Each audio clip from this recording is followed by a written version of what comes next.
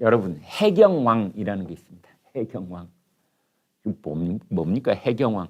해상왕이라는 말은 들어봤어도 해경왕이라는 말은 처음 들어보시죠? 도둑왕 뭐 그런 말도 있었나요? 아무튼 해경왕. 우리나라 해양경찰 코스트폴리스라고 하죠. 코리안 코스트폴리스. 대한민국의 해양경찰을 한 손에 꽉 쥐고 쥐락펴락하는 상전 중에 상전이 있다. 이게 해경왕입니다. 해경왕. 근데 그 사람이 누구냐? 청와대 행정관이었다는 거 아닙니까 지금? 그래서 이게 도대체 무슨 말인지 이런 경우에는 여기 적당한 속담 이거 뭡니까? 어물전 망치는 꼴뚜 그건가요? 여러분 여기에 딱 어울리는 이 속담이 있으면 저희 댓글에 좀 머리에 떠오를 듯 하면 생각이 안 나는데요. 그러니까 청와대 안에서 본다면 대통령, 그 다음에 실장, 수석, 비서관, 행정관. 대통령이 주재하는 자리에서는 저 끝자리에 앉아야 되는 혹은 뒤에 배석을 해야 되는 그 행정관이 청와대 밖에서는 해경청장을 비롯해서 해경 인사를 쥐락펴락하고 월북으로 해, 월북. 해수부 공무원 죽은 거 말이야. 그게 규탄해야 될 내용이 아니라 월북으로 봐야 되는 거 아니야? 이렇게 했던 이름을 공개할 시점에는 제가 이름까지 다 공개를 하겠습니다. 지금은 그냥 뭐 거의 모든 언론이 AC 하고 있는데요. AC 그런 게 아니고 ABC에서 AC입니다. 성이 아주 희성입니다. 근데 이제 해경 왕 노릇을 했다. 상전 노릇을 했다. 2020년 9월 서해에서 북한군 총격으로 사망한 해수부 공무원 이대준 씨 사건 당시 월북에 방점을 두고 수사하라는 청와대 지침을 해경에 전달한 것으로 알려진 A 행정관이 해경 인사에도 전방위적으로 개입했다는 증언이 나왔다. 이 행정관은 더불어민주당 친문의원 보좌관 출신으로 해경왕이라고 불렸다. 이 행정관은 2020년 초 청와대 내 해경 담당 부서가 국정상황실에서 민정수석실로 바뀌면서 해경을 전담하게 됐다. 민정수석과 민정비서관이 경찰에 비해 비중이 낮은 해경을 이 행정관에게 통째로 맡겼다는 것이다. 고양이한테 생선전을 맡겼다. 이런 것이 되겠죠. 해경 고위 간부는 이렇게 말했다. 이 행정관이 전화를 걸어와서 앞으로 모든 인사를 나와 상의해야 합니다. 라는 취지로 말했다는 거 아닙니까? 그래서 해경 간부들 사이에서는 바로 이 사람, 이 희성을 가진 이 행정관을 모르면 별을 못한다. 그런 말도 있다고 해요. 현재 행정관, 아니, 현재 해경청장 정봉훈, 그 다음에 그 앞선 해경청장 김홍희, 이 사람들도 바로 이 행정관한테 잘 보여서 지금 별을 달았다. 이런 말이 돌고 있습니다. 해경 간부들 사이에서는 이런 말을 합니다. 국장급, 과장급 일부가 어젯밤 내가 그 행정관 만나고 왔어 라는 말을 자랑처럼 하고 다녔다는 거 아닙니까? 네. 대명천지에도 이런 일을 합니다. 문재인 정권 때 가장 안 그러는 척했던 문재인 정권의 청와대가 사실은 제일 이런 일을 극심하게 저질렀던 게 아닌가 그런 생각마저 듭니다.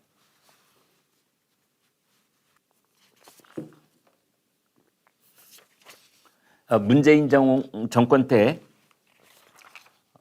청와대에서 국정상황실장을 했던 윤건영 의원, 문재인 대통령의 복심 중에 복심이다 그런 말을 들었던 사람인데 이런 말을 오늘 아침에 했습니다. 서해 공무원 피살 건과 관련해서 만약에 우리 문재인 정부가 느슨하게 헐렁하게 대응했다면 김정은 북한 노동당 위원장이 사과 메시지를 냈지 않았을 것이다. 강력 대응을 하지 않았다면 북한의 김정은 위원장의 사과, 물론 그 사과 자체가 충분한 건 아니지만 사과 입장이 나왔을 리 만무하지 않겠습니까? 문재인 전 대통령은 국민 안전이 남북 관계보다 우선이라는 차원으로 북한에 대해 강력한 규탄을 했습니다. 그래서 예외적으로 김정은 위원장의 사과 입장이 표명됐을 것입니다. 여러분 공감이 가십니까? 공감이 가십니까?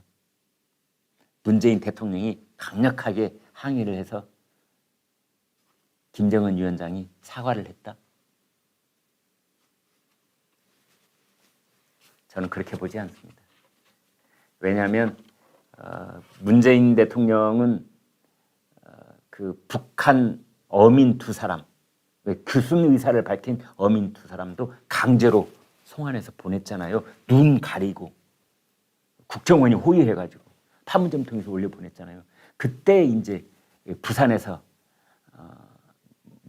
아세안 정상회의가 열릴 때 그때 김정은 위원장 오세요 하고 초청을 딱 그때 먼저 자진해서 귀순한 북한 어민들을 위로 올려 보냈고, 서해 공무원 때는요 문재인 대통령이 그 화상으로 유엔에서 연설을 하면서 종전선언, 북한하고 함께 종전선언 하자고 북한 눈치를 살피고 있던 때입니다.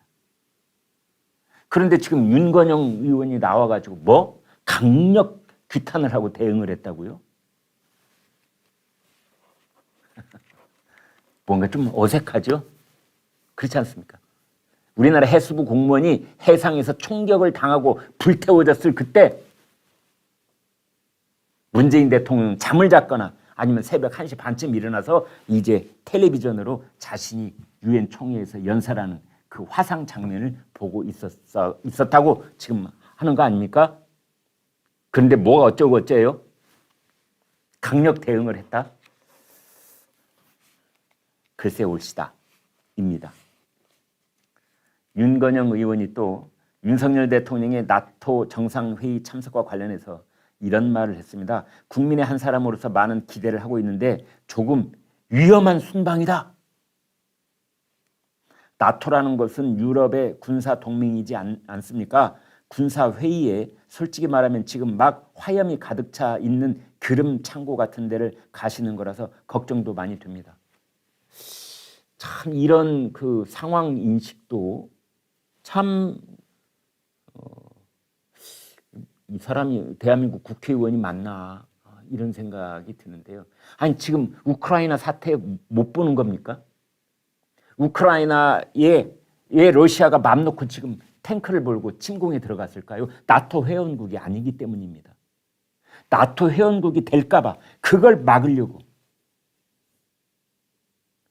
러시아군이 우크라이나를 침공하고 들어간 겁니다. 우리 국민들 중에는 우크라이나 사태를 보면서 이런 말씀을 하시는 분들이 계세요. 우리가 미국하고 동맹인 것이, 군사 동맹인 것이 얼마나 다행인지 모른다. 왜? 우리 북쪽에는 다 군사 강국, 핵 보유국밖에 없습니다. 핵 보유국, 중국, 북한, 러시아. 근데 만약에 우리가 자체적으로 군사력을 키우고 또 키운다고 한들 중국, 북한, 러시아 합한 것,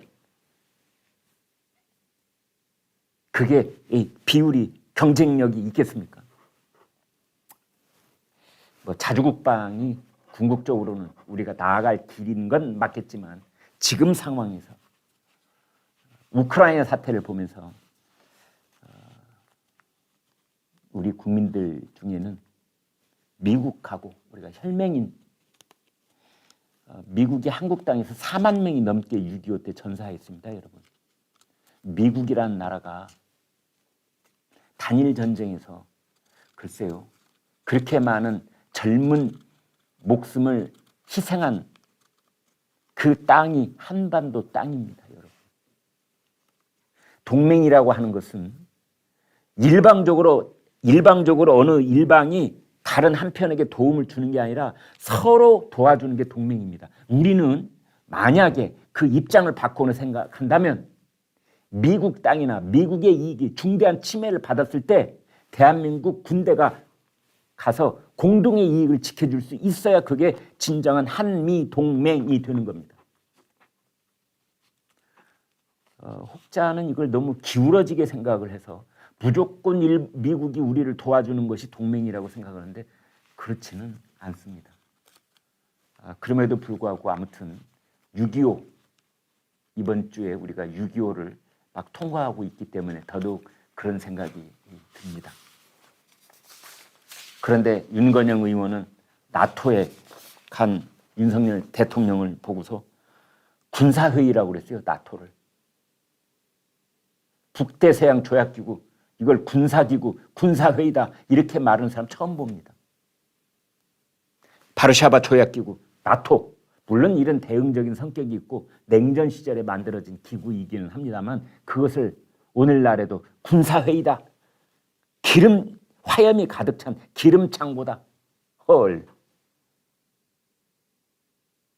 화염이 가득 찬 기름창고는 미국과 유럽을 중심으로 한 나토가 아니라 그 나토에서 탈락된 우크라이나입니다. 우크라이나. 윤건영 의원님 아시겠습니까? 더불어민주당의 김병주 의원이 오늘 아침에 이렇게 말했습니다. 하태경 국민의힘 의원이 서훈 전 청와대 안보실장을 미국으로 도피한 것처럼 의혹을 제기한 것에 대해 그야말로 개인에 대한 인신 공격이다. 모략이다. 이렇게 말했습니다. 서훈 전 실장은 이 사건이 나기 전인 6월 12일 이미 출국을 했다. 그런데 해경의 발표는 지난 16일에 이루어지지 않았느냐 이제 그런 취지로 이 얘기를 했습니다.